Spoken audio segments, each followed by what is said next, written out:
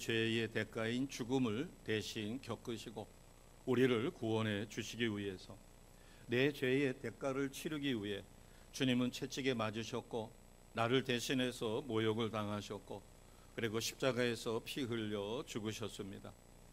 예수님의 이와 같은 십자가 구속, 즉 예수님 자신의 죽음의 의미를 가장 잘 나타내 주고 있는 것이 바로 제자들과 십자가의 그 사역을 감당하시기 바로 전에 최후의 만찬에서의 그것입니다. 주님께서는 오늘 23절에서 25절을 보시면 기념하라 두 번이나 말씀하셨어요. 자, 무엇을 기념해야 될까? 23절에서 25절을 보겠습니다. 23절에서 25절. 내가 너희에게 전한 것은 주께 받은 것이니 주 예수께서 잡히시던 밤에 떡을 가지고 축사하셨습니다. 떡을 떼주면서 제자들에게 뭐라고 말씀하셨는가 하면, 이것은 떡이죠. 이 떡은 너희를 위한 내 몸이다. 그렇기 때문에 너희가 떡을 먹고 마실 때마다 나를 기념하라 라고 말씀하셨어요. 그리고 식사 후에 잔을 나눠주시면서 이 잔은 내 피로 세운 새 언약이다. 너희가 이것을 행하여 마실 때마다 나를 기념하라. 우리가 기념하라고 주님께서 명령하신 것은 두 가지밖에 없습니다. 신약교회에 하나는 침례예요. 그래서 지난주에 우리가 침례식을 했고 이어서 이번 주에 성찬 예식을 갔습니다. 또 하나는 주의 만찬 성찬식이에요. 이 두 가지를 기념하라. 그리고 재림 주님이 오시는 그날까지 교회가 행하고 지키라고 가르쳐 주셨어요. 한 가지가 더 있긴 합니다. 한 여인이 예수님께서 죽으실 것을 미리 성령께서 감동을 주어 그가 옥합을 깨뜨려 가장 귀한 것을 머리와 발에 붓고 자신의 머리칼로 주님의 발을 닦아 주었을 때 이 여인이 행한 것을 기념하라 이렇게 말씀하셨습니다. 주님이 공식적으로 기념하라라고 이야기하신 것은 침례와 성찬 두 가지밖에 없습니다. 그러면 이제 궁금하죠. 왜 기념하라고 하셨을까? 그것은 너무나 중요하기 때문에 기억하기 위해, 그리고 일상생활에서 그 뜻을 철저하게 실천해야 하기 때문에 기념하라고 명령하신 것입니다. 그 뜻을 잘 새겨서 그것을 내 삶에 녹여서 우리가 실천할 때 우리에게는 큰 유익이 있기 때문에 그렇죠. 우리는 비교적 어지간하면은 같이 식사합니다. 또 이웃을 불러서도 식사를 해요. 또 이사가서 친분이 없는데도 불구하고 초대를 해서 아니면은 음식을 만들어 가지고 나눠 줍니다. 우리와는 히브리 사람들의 방식은 달라요. 그들은 식사를 같이 한다는 것은 뜻을 같이 하거나 레벨이 같거나 뭔가 동질감을 가질 때, 친밀감이 있을 때만 식사를 합니다. 사실 그렇기 때문에 이 성찬을 같이 한다라고 하는 것은 주 안에서 하나 되어졌다는 것을 의미하기도 해요. 우리의 사고방식 가지고 식사를 같이 한다, 우리는 큰 의미를 두지 않을 수 있어요. 그러나 히브리 사람들에게는, 이스라엘 사람들에게는 식사를 같이 한다라고 하는 것은 뜻을 같이 하는 것이기 때문에 한 몸이 되어지지 않고는 어려운 것이죠. 그래서 이 성찬 예식은 주님께서 다시 오실 때까지 교회가 반드시 지켜야 할 항구적인 제도입니다. 이것은 예수님과 내가 하나 되어졌다, 아주 친밀한 관계를 갖고 있다. 바꿔서 이야기하면 나는 하나님의 백성입니다. 나는 예수님의 제자입니다. 나는 하나님의 형상을 회복하려고 노력하고 있는 성도입니다 라고 하는 것을 고백하는 것이에요. 위대한 신학자죠. 보네포는 세 가지로 이 성찬의 의미를 우리에게 전하고 있습니다. 첫째는 사죄입니다. 그리고 새 생명과 구원을 확신하는 시간이 성찬식이다. 두 번째는 하나님께서 십자가를 통해 우리와 화해하신 것처럼 우리도 형제와 화해하는 그것을 선언하는 시간이 되어야 합니다.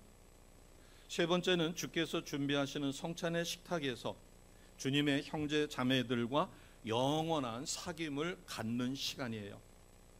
우리가 단지 떡을 떼고 의식적으로 행하는 이것으로 끝나는 것이 아니라 이 성찬에는 중요한 의미가 세 가지나 담겨 있습니다. 사죄, 새 생명, 구원받는 것, 그리고 형제와 화해를 선언하는 시간이고, 또 하나는 영원한 사귐에 이르는 시간이다. 이 성찬 예식에 참여하며 나는 저 사람만 없으면 교회 생활할 텐데 나는 저 사람과 어울리기도 싫어. 이것은 잘못된 것입니다. 성찬이라고 하는 것은 히브리 사람들이 아무와도 식사를 같이 하지 않아요. 그러나 주 안에서 하나 되어졌을 때 떡을 떼고 주의 잔을 마심으로 하나 되어지는 아주 소중한 것입니다. 그래서 이 성찬 예배가 소중한 것은 믿음 생활 속에서 이 신성한 의미, 이것을 우리가 담아 나의 삶에 녹아 그대로 실천할 때 하나님의 큰 은혜가 있는 거죠. 그래서 우리는 부활하신 주님의 몸과 피를 기념하는 떡과 포도주를 먹고 마시는 의식을 갖는 것입니다. 자, 먼저 주의 성찬을 살펴보면 예수님께서 정하신 대로 그의 죽으심을 상징합니다. 떡이라고 하는 것은 주님의 몸이라고 하셨어요. 주님의 몸이 찢겨졌죠. 창에 찔리고 그리고 몸은 죽었어요. 그렇기 때문에 우리가 구원을 받을 수가 있었던 것입니다. 몸은 찢겨지고 부서지고 그 다음에 피 흘리심으로 인하여 우리가 그 보혈의 공로로 구원을 받았습니다. 이것을 재림 주님이 오실 때까지 우리가 다시 재현하며 그 중요한 의미를 삶 속에서 실천하고자 행하는 것이 바로 성찬 의식이에요. 초대교회는 가정에서 이루어졌습니다. 그러나 시대가 점점 흐르며 교회가 공적으로 행하게 되죠. 우리가 몇 번, 1년에 몇 번 하는 거, 이것은 정해져 있지 않습니다. 예배 때마다 해도 좋고, 그러나 이제 성도 수가 점점 많아지다 보니까 뭐 2달에 한 번 하는 교회도 있고 분기별로 4번 하는 경우도 있고 1년에 전반기 후반기에 해서 2번 하는 경우도 있고, 그러나 우리는 침례식 이후에 바로 그 다음 주에는 성찬 예식을 가져왔습니다. 이 주의 성찬에 참여하는 것은 예수 그리스도를 나의 구원자여 주님으로 시인하고 영접한 자입니다. 그리고 그 신앙대로 주님이 가르쳐 주신 신앙대로 살겠습니다 고백한 모두는 반드시 참여를 해야 합니다. 24절을 보겠습니다.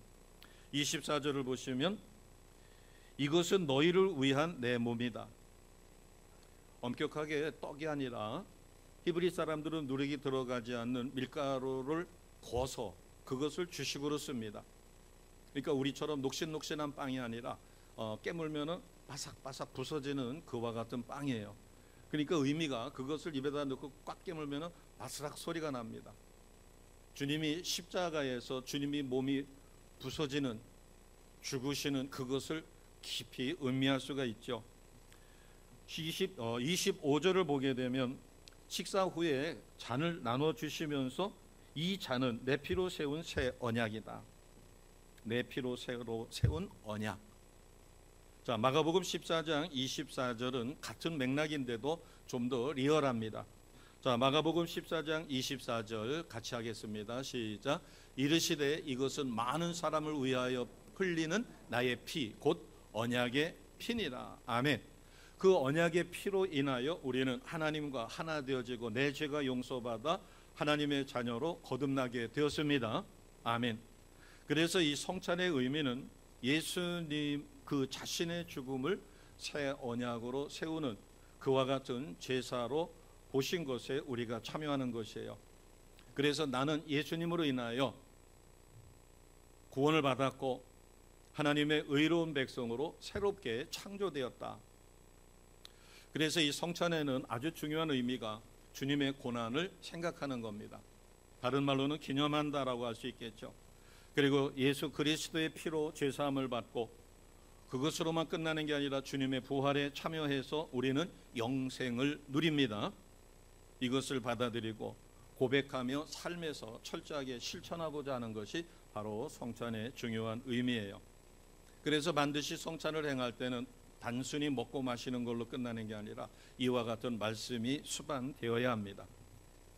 자, 성찬에는 그러면 어떻게 참여를 하는가? 이 성찬 예식은 성부와 성자와 성령의 이름으로 침례를 줍니다. 그리고 구원받은 주의 백성들이 그리고 침례를 받음으로 한 교회 성도라고 하는 동질감을 갖게 됐어요. 그렇기 때문에 강력한 성령의 역사가 있습니다. 성령의 역사가 없는 것은 성찬이라고 주의 만찬이라고 할 수가 없겠죠. 주의 만찬이라고 하는 것은 주님이 성령으로 역사심으로 우리가 하나 되어 그 의식에 참여하는 것입니다. 우리가 저녁 만찬을 즐길 수 있습니다. 저녁 식사에 뭐 이 사람 저 사람 초대해서 아니면 가족끼리 먹을 수 있어요. 거기에는 강력한 성령이 굳이 역사하지 않으셔도 되겠죠. 그러나 이 성찬 예식은 그래서 조심하라고 27절에서부터 30절 말씀이 그것을 가르쳐 줍니다. 자, 27절에서 30절에 우리가 성찬에 참여할 때 성령의 강력한 역사가 있기 때문에 이런 면은 조심해야 된다. 자, 먼저 27절을 보겠습니다. 누구든지 주의 떡이나 잔을 합당하지 않게 먹고 마시는 자는 주의 몸과 피에 대하여 죄를 짓는 것이다. 철저하게 자신을 돌아보고 내가 지금 거룩하지 못하다면 즉시 하나님 앞에 회개하며 기도하셔야 합니다. 그래서 나 자신을 먼저 거룩하게 하고 참여하셔야 돼요. 이 성찬 예식을 하는데 옆에 아이가 호기심이 있으니까 그거 달라고 칭칭거리고 고쳐요. 이게 딱딱한 게 아니라 저희는 그 전에 백설기를 이렇게 쪄가지고, 물론 설탕을 넣지 않습니다. 그렇게 해서 하다 보니까 뭐 말랑말랑한 떡이니까 줘도 되겠다고 해서 어린아이에게 그것을 줍니다. 이것은 굉장히 잘못된 거예요. 이것은 단순한 떡이 아니라 성령의 강력한 역사로, 만약에 구약시대 같았으면 그 자리에서 즉사할 수도 있죠. 바꿔 이야기하면 구원의 확신과 자신을 거룩하게 행하지 못할 때는 성찬에 참여해서는 안 되는 겁니다. 그러나 주님께서 기념하라 하셨기 때문에 내가 성령의 도우심으로 나를 거룩하게 회개한 다음에 반드시 참여해야 합니다. 28절을 보겠습니다. 그래서 사람이 자기를 살피고 그 후에야 이 떡을 먹고 이 잔을 마셔라. 그런데 만약에 29절입니다. 만약에 주의 몸을 분별하지 못하고 먹고 마시는 자는 자기 죄를 먹고 마시는 것과 같다는 거죠. 그래서 어떤 경우가 발생했는가 하면 30절입니다. 그렇게 온당하게 성찬에 참여하지 못했을 때 약한 자, 몸이 약해지거나 병든 자, 병이 생겼거나 또는 잠자는 자도 적지 않았다. 여기서 잠자는 자는 죽음을 당하는 거죠. 자, 우리가 이것을 뒤집어서 생각하면 성찬에 참여할 때, 침례에 참여할 때 정말 사모하고 하나님의 큰 은혜를 사모하고 참여할 경우에 반대가 될 수 있어요. 30절의 반대는 약한 자가 강해지겠죠. 아멘입니다. 이와 같은 은혜를 누리시기를 주님의 이름으로 축복합니다. 건강한 사람이 잘못 참여하면 병을 얻는데 병든 자가 진심으로 참여할 때 강력한 성령의 역사로 치유의 은혜를 누립니다. 기념하라고 하니까 그냥 단순한 기념식이 아니에요. 강력한 성령의 역사가 있습니다. 그러나 천주교에서 이야기하는 것처럼 화채설처럼 그 크레카, 조그마한 크레카와 같이 생긴 그것이 있어요. 그걸 영성채라고도 이야기한다고 하더라고요. 그거를 요 혀 끝에다 이렇게 놓으면 침으로 녹여서 이렇게 먹습니다. 근데 그게 주님의 살로 변한다라고 하는 것은, 거기다가 어떤 신령한 의미를 부여하는 것은 옳지 않을 것 같습니다. 그 다음에 포도주를 마셨는데 그 포도주가 주님의 피가 돼서 내 피를 맑게 한다, 그런 의미가 아닙니다. 이것은 주님의 몸을 상징해요. 십자가에 나를 위하여 찢기시고 피 흘려 죽으신 주님의 그 상한 몸, 그것이 우리가 하나 되어지는, 그 다음에 포도주는 주님이 흘리신 피를 상징하는 새로운 언약. 그래서 주님의 그 희생, 대속으로 인하여 우리는 하나님의 자녀로 다시 태어났습니다. 이것을 기념하는 것이에요. 그것을 내가 가슴에 깊이 담고 우리는 예수님의 제자로서의 온전한 삶을 살아가는 것입니다. 아멘. 오늘 30절을 거꾸로, 약한 자는 강해지고 병든 자는 치료받고 그 다음에 잠자는 자도 적지 않았다고 하는데, 우리는 영생을 얻은 하나님의 축복받은 백성답게 복된 삶을 누리시기를 주님의 이름으로 축복합니다. 아멘. 그러면 왜 성별된 삶을 살아야 될까? 그것은 27절에서 30절에 있는 것처럼 우리는 맨 처음 창조되었을 때 에덴 동산에서 아담과 하와는 하나님의 형상대로 창조됐어요. 그래서 영생의 복을 누릴 수가 있었습니다. 아픔도 없고 슬픔도 없고 고통도 없었어요.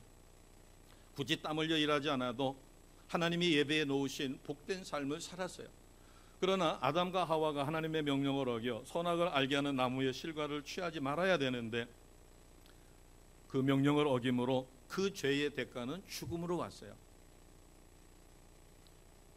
그래서 우리는 주님의 명령을 철저히 순종하여 다시는 같은 죄를 반복하지 않는, 여기서의 죄라고 하는 것은 세상에서 이야기하는 그런 것도 죄겠지만 우리가 주님을 온전히 믿지 못하여 주님과 내가 분리되는 그런 삶입니다. 온전히 믿지 못해서 신앙생활 따로 사회생활 따로 이런 것도 여기에 해당이 될 것입니다. 자, 성별된 삶을 살아야 되는 이유를 고린도후서 6장 17, 18절은 이렇게 우리에게 가르쳐 줍니다. PPT에 준비됐습니다. 같이 하겠습니다. 고린도후서 6장 17, 18절이에요. 같이 합니다. 그러므로 너희는 그들 중에서 나와서 따로 있고 부정한 것을 만지지 말라. 내가 너희를 영접하여 너희에게 아버지가 되고 너희는 내게 자녀가 되리라. 전능하신 주의 말씀이니라 하셨느니라. 18절 말씀에 보면 하나님은 나의 아버지가 되시고 우리는 하나님의 자녀가 됩니다. 그러기 위해서는 17절이에요. 17절 보여주세요.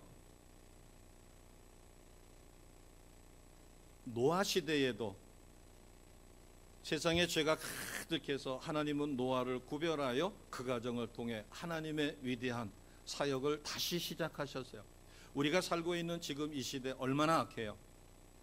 부모가 자식을, 자식이 부모를, 아내가 남편을, 남편이 아내를, 그리고 이유 없는 묻지마 살인이라든가, 대한민국은 가장 치안이 발달한 전 세계에서 유일한 나라라고 하지만 그래도 우리 주변에 보면 악한 일들이 많이 벌어집니다. 그래서 뭐라고 얘기했는가 하면 첫째 줄, 둘째 줄이에요. 너희는 악한 세상에 있는 사람들 중에서 나오라는 얘기입니다. 구별되라는 거예요. 그래서 따로 있으라.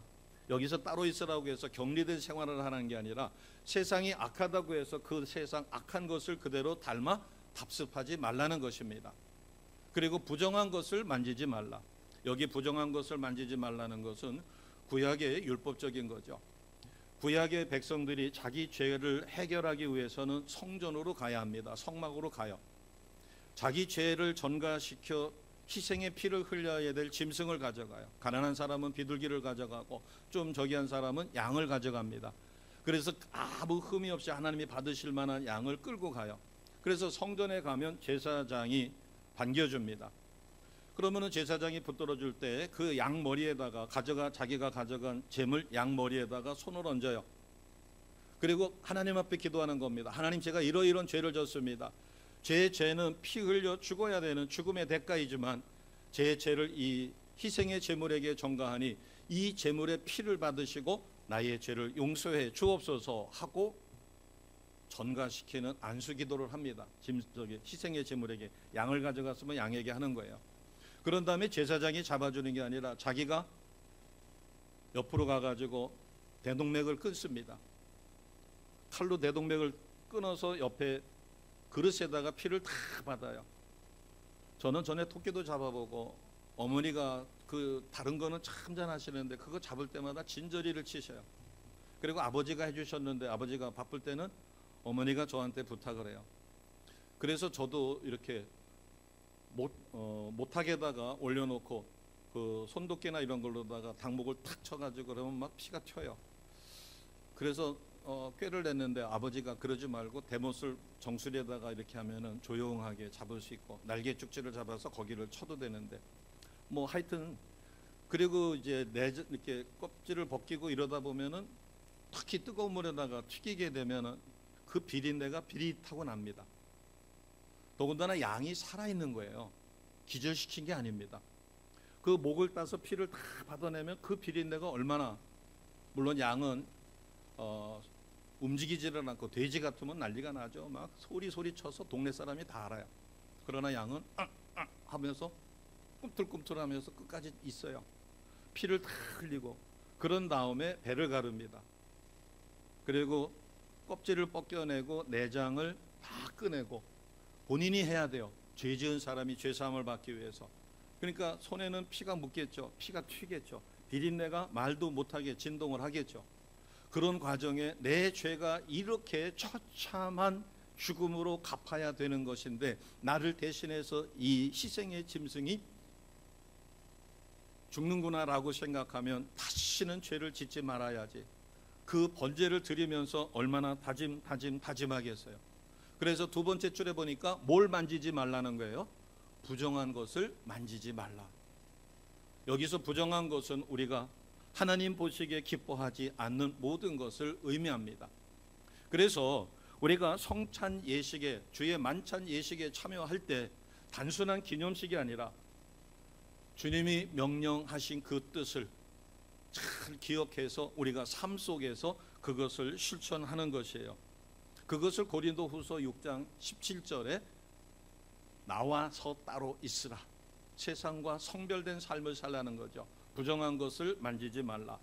그래서 희생 제물을 드려야 되는 사람이 부정한 것을 만지면 성전에 가지를 못하니까 죄사함을 못 받습니다.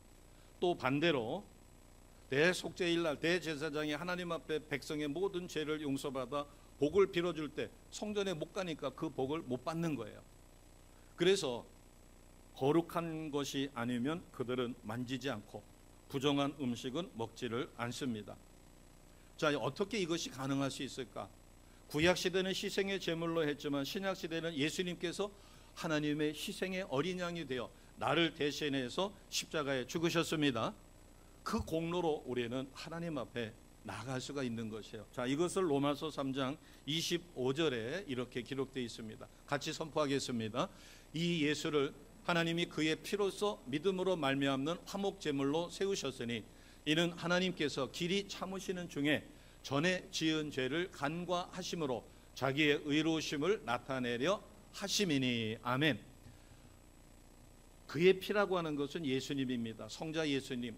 그의 피로 믿음으로 말미암는 화목제물로, 즉 하나님 앞에 죄사함을 받을 때 구약 성경에서 구약 시대는 희생의 제물이 피가 내 죄를 용서받았는데 하나님은 그 희생의 제물 대신 예수님을 하나님의 희생의 어린 양으로 화목제물로 쓰셔서 우리가 예수님으로 인하여 죄사함을 받고 하나님 자녀다운 삶을 살게 만들어 놓으셨습니다. 아멘. 자, 고린도후서 5장 19절 같이 하겠습니다. 같이 합니다. 곧 하나님께서 그리스도 안에 계시사 세상을 자기와 화목하게 하시며 그들의 죄를 그들에게 돌리지 아니하시고 화목하게 하는 말씀을 우리에게 부탁하셨느니라. 아멘. 여기에는 두 가지 의미가 담겨 있습니다. 예수님의 희생의 보혈로 우리와 화목하게 되셨어요. 그리고 우리에게 무엇을 맡겨 놓으셨는가 하면 우리가 복음으로 구원을 받았기 때문에 예수님의 보혈의 공로로, 그래서 그것을 이웃에게 전하여 죽어가는 영혼을 살려야 할 책임이 우리에게 있습니다. 그게 마지막 화목하게 하는 말씀을 누구에게 부탁하셨어요? 우리에게, 나에게 부탁하셨습니다.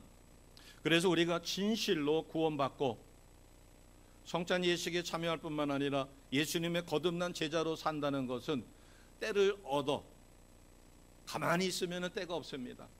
때를 얻어 이웃과 좋은 관계를 갖고, 때로는 이웃에게 내가 의도적으로 좋은 음식을 대접하고 좋은 관계를 가자 반드시 성령이 원하신다면 이웃을 구원하여 또 내 일가 친척 중에 아직도 믿지 않는 이들을 전도하여 구원해야 할 책임이, 의무가 나에게 있습니다. 우리는 예수 믿는다고 해서 나 하나 잘 믿으면 그걸로 끝나겠지, 이것은 이기적인 것입니다. 오늘 마지막 말씀에 보면 화목하게 하는 말씀을 우리에게 부탁하셨느니라. 우리는 단순한 기념 예식에 참여하는 것이 아니라 이와 같이 하나님은 예수님의 희생으로 하나님의 의를 우리에게 전수시켜 주신 것처럼 나는 하나님의 의로 의로운 자의 삶을 삶으로 내 이웃에게 복음을 전하여 그 영혼을 구원할, 그래서 화목하게 하는 말씀을 전하는 책임과 의무를 갖고 있습니다. 이것이 바로 우리가 성별된 삶을 살아야 하는 이유입니다. 자, 마지막으로 성경 한 구절 더 보겠습니다. 고린도후서 7장 1절입니다. 고린도후서 5장 21절, 준비된 거죠. 같이 하겠습니다. 시작.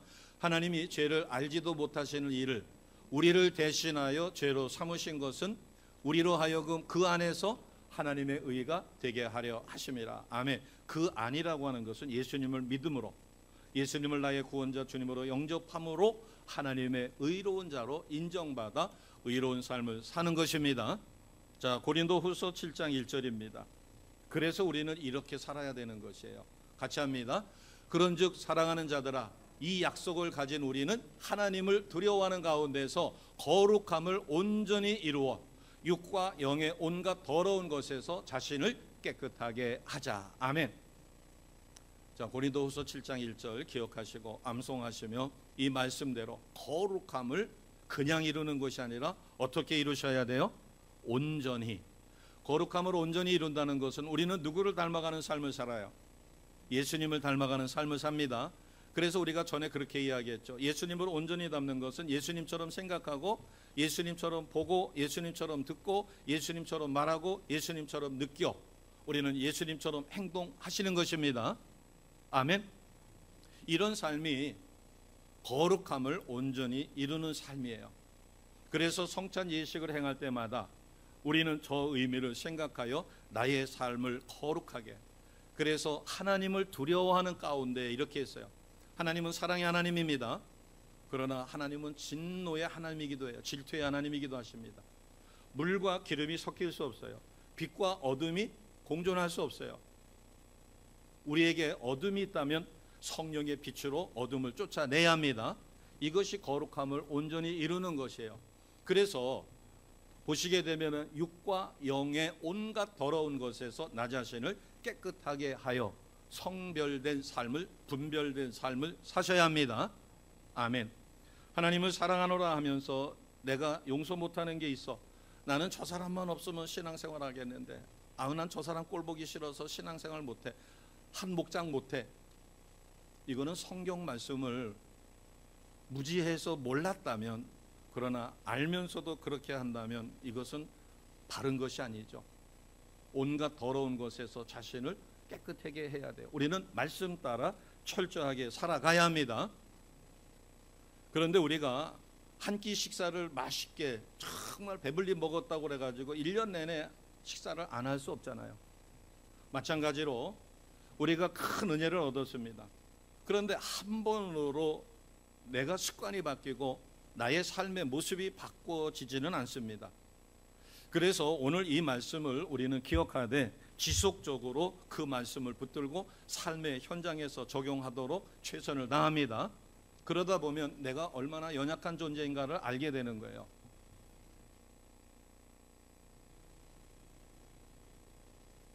예수님께서 나를 위하여 희생하신, 일전에 이 무릎에 그 초음파로다가 이렇게 내시경처럼 초음파로 보고서는 그 군데군데를 찾아서 하는데, 목사님 지난번에는 서너 번만 치료를 했지만 이번에는 한 10대 번 하시니까 좀 힘드실 거예요. 정이나 힘드시면 이야기를 하세요. 그래서 정이나 힘들면 저는 뭐 이렇게 진통제나 이렇게 스프레이처럼 뿌려가지고 좀 마취를 시켜주는 줄 알았어요. 그랬더니 아니더라고요.